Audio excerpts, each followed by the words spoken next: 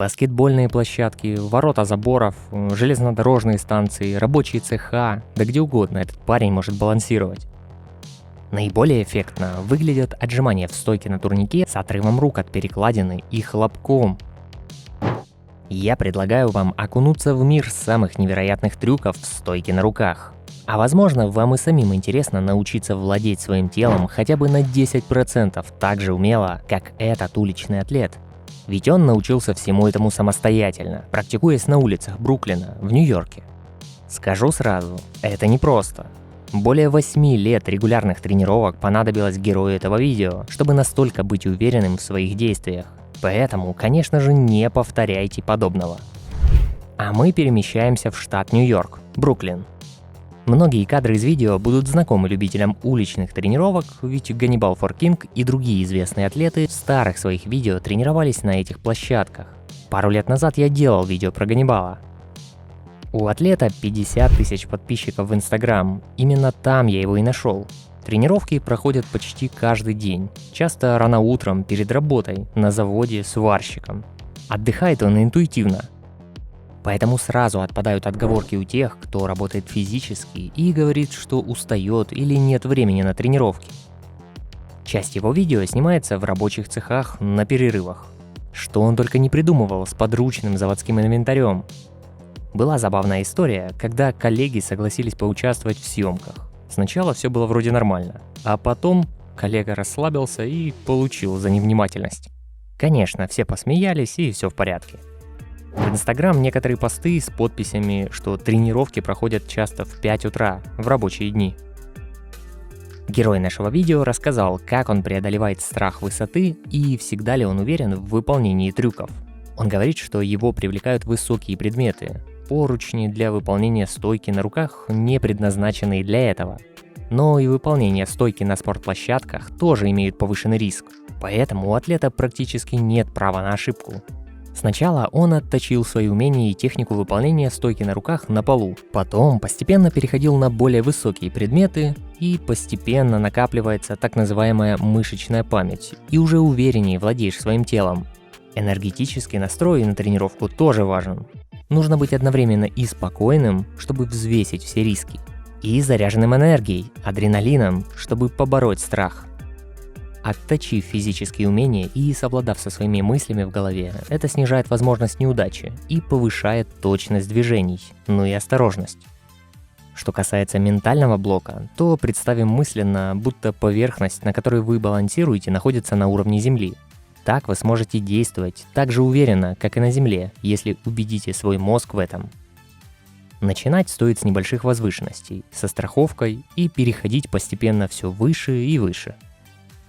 Атлеты, если вас интересует приобретение книг с планами тренировок к почти всем основным силовым элементам калистеники, гимнастики, вместе с фото, видео, техникой выполнения, таблицами нагрузок, то просто напишите мне в личные сообщения, я расскажу детали, как их получить. Ссылка под видео.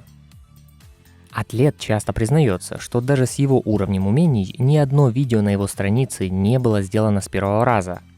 Понимание того, что есть риски, является ключевым моментом в обучении этому стилю тренировок.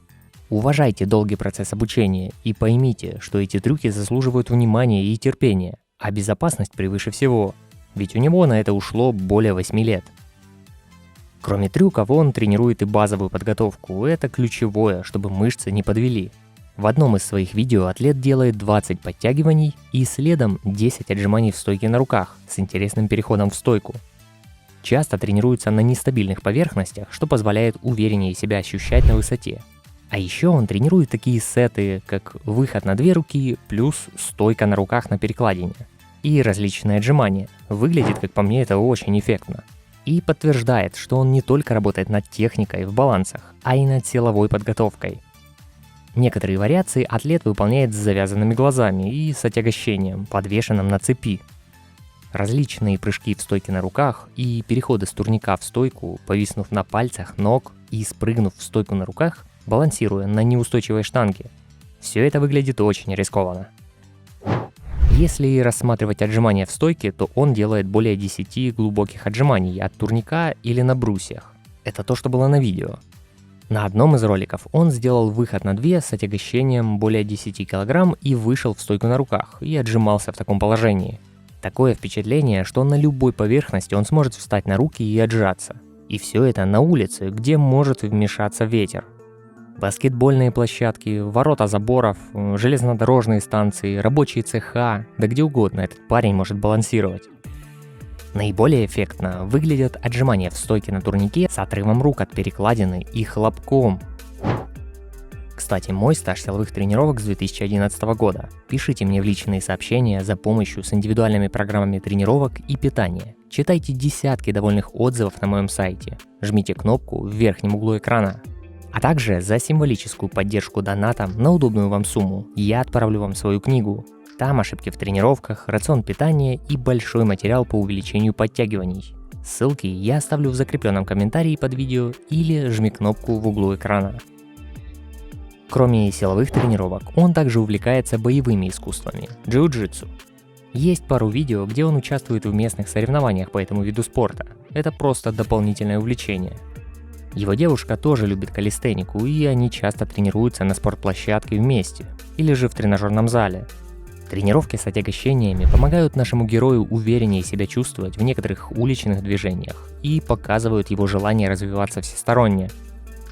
Что касается тренировки ног, воркаут-элементов типа планша, то иногда он и это практикует, но статику почти не делает.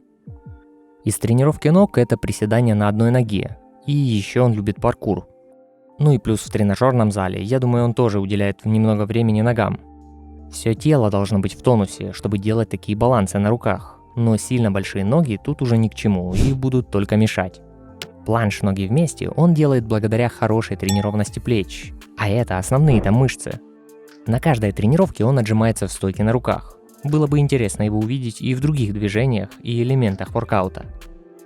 Ребята, сейчас коротке об'явлення для підписчиків із України. Я нагадаю, що в мене є також україномовний YouTube і телеграм-канали з тренувань. Посилання у закріпленому коментарі, в описі до відео або тисніть у правому кутку екрану. І також під відео я залишаю посилання на волонтерів з важливими зборами і декілька напрямів для допомоги. Долучайтесь до перемоги. Откуда же у атлета такой интерес к тренировкам балансов на руках? Немного желающих делать такие рискованные трюки.